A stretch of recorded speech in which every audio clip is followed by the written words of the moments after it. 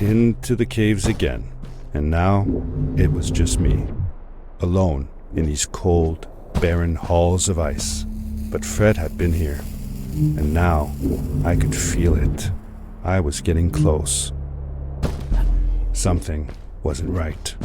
The grapple device's energy beam was somehow reflected off of the ice, and I couldn't get a grip. I had to look for areas where the ice was not so thick. This was going to be a challenge.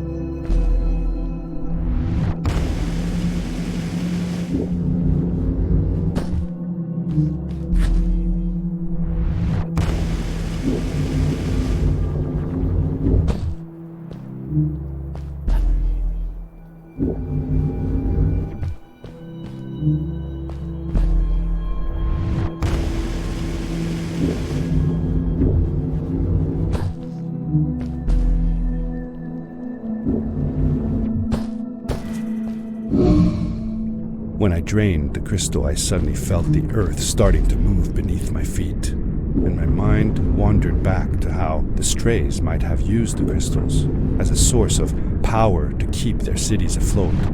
I decided it was best to hurry back the way I came before this whole room came apart.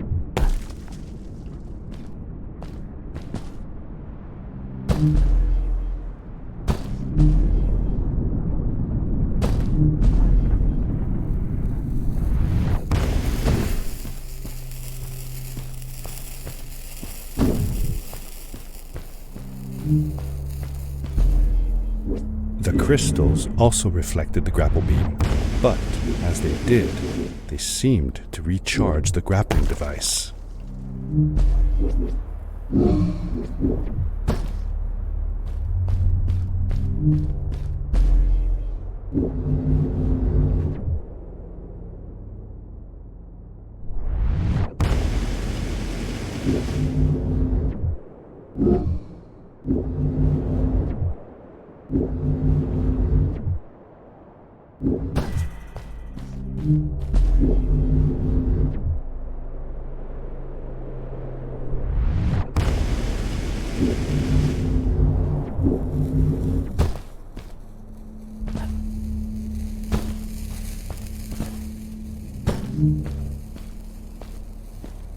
Those floating stones, what were they? I'm not sure. If only Maddie had come with me, maybe she could have translated the scripture on them. But Dad, didn't you learn some of their letters? Well, I had realized that each one of their letters represented one of ours. Maybe I could remember the writings that Maddie read to me in the chasms.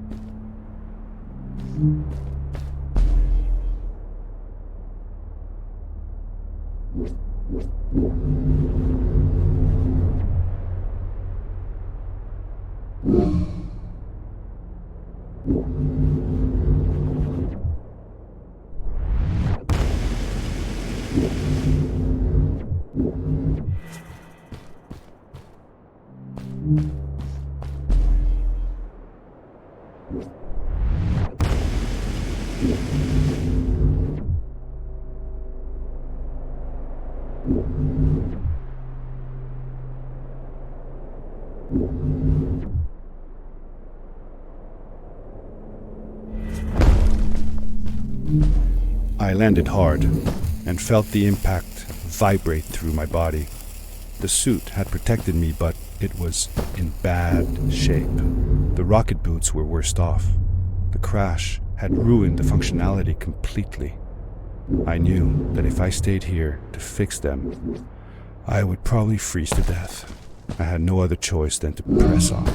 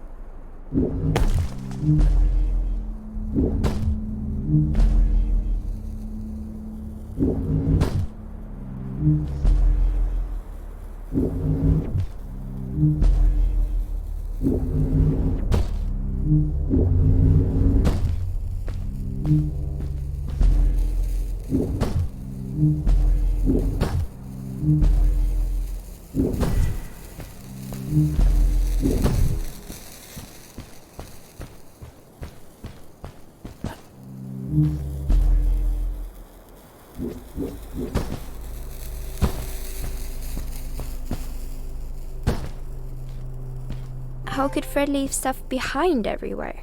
How much was he carrying? As I remember it, Fred wasn't that good at keeping track of all his things, like you. Hey, it's not like you're any better. Sorry. Anyway, Fred counted on losing a few things on each of his journeys. He always brought more stuff than he needed. For a paddling trip we had, he brought so many life jackets, we could barely fit ourselves in the canoes. Isn't it hard to lose track of a life jacket if you're wearing it? Good point. I guess he didn't really think of that.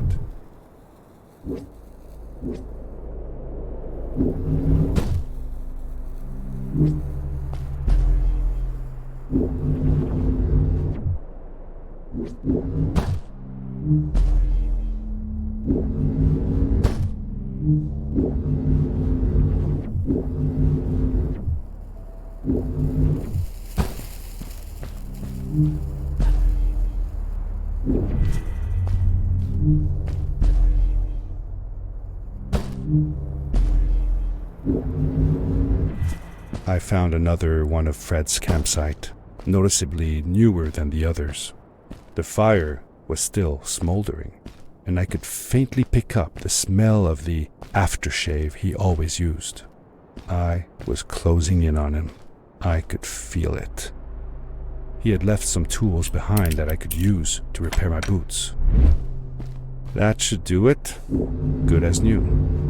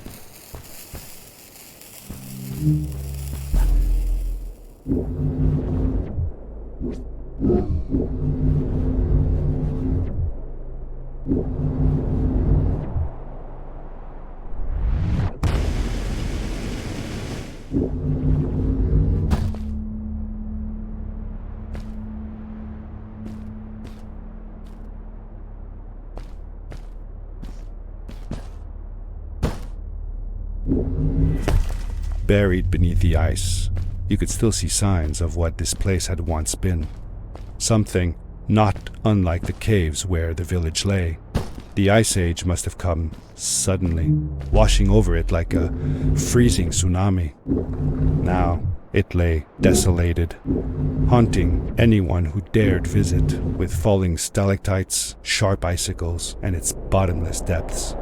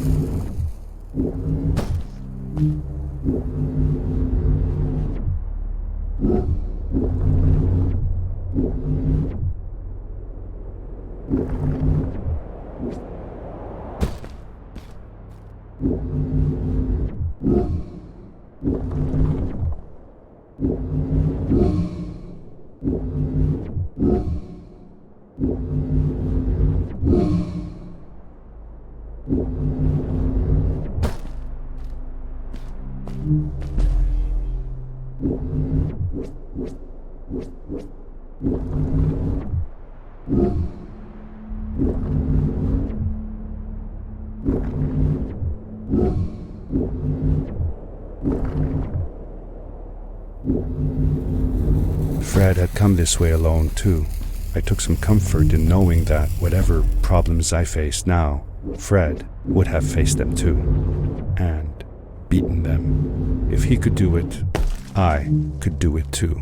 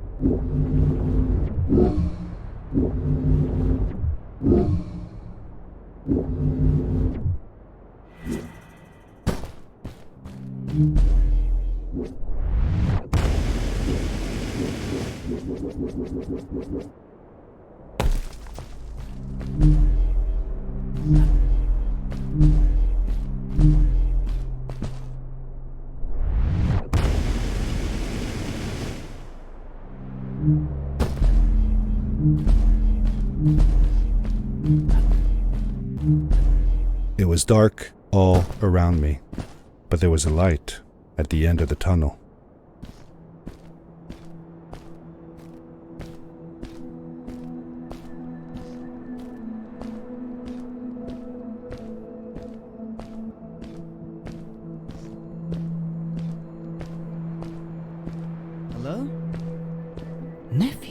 Uncle Fred, I finally found him.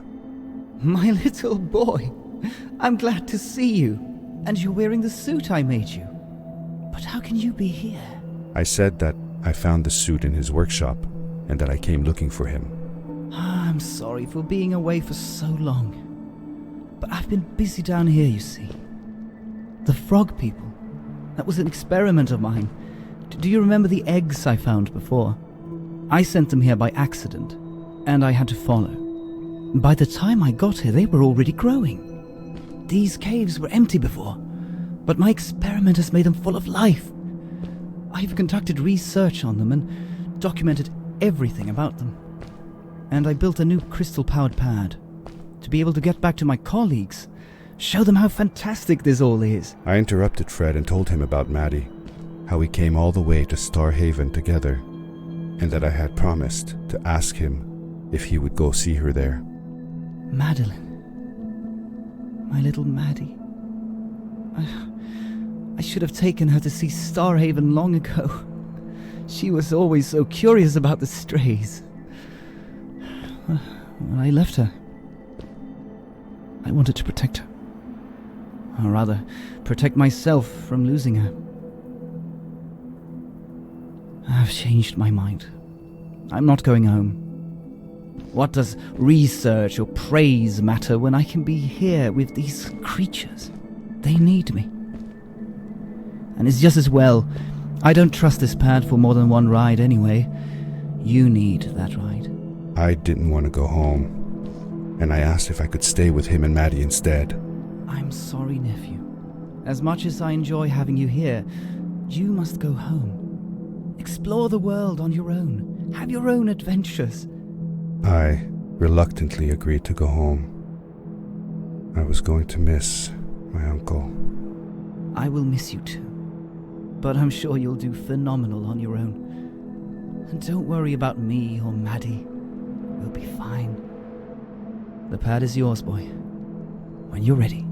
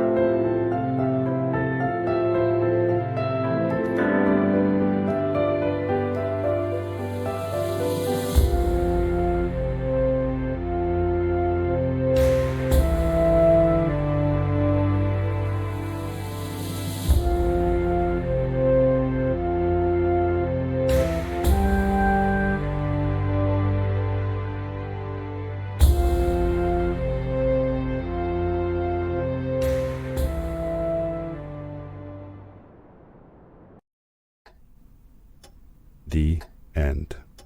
Now, good night, sweetie. Wait, Dad.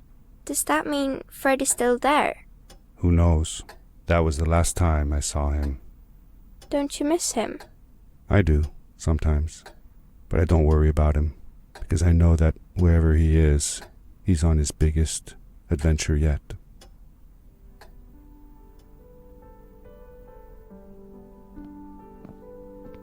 Dear Fred, today I step into the lobby of your house for the last time.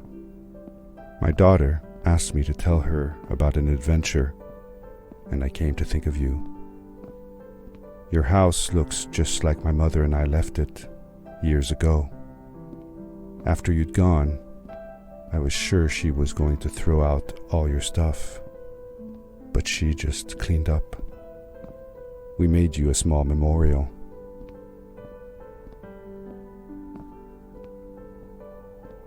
For a while, I came here every day, just like I used to. Sometimes, I could even faintly hear your voice, calling from the observatory, asking me to get you this tool or that.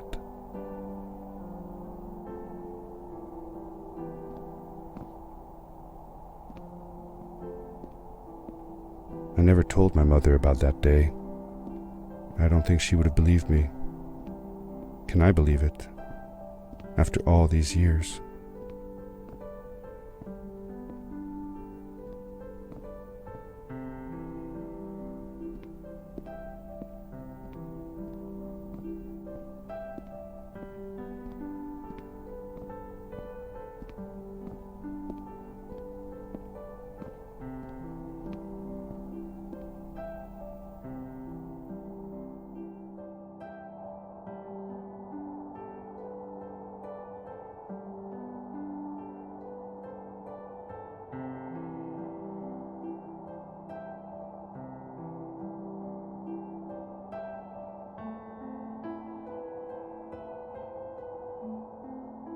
Uncle Fred, thanks to you, I have found an even greater adventure.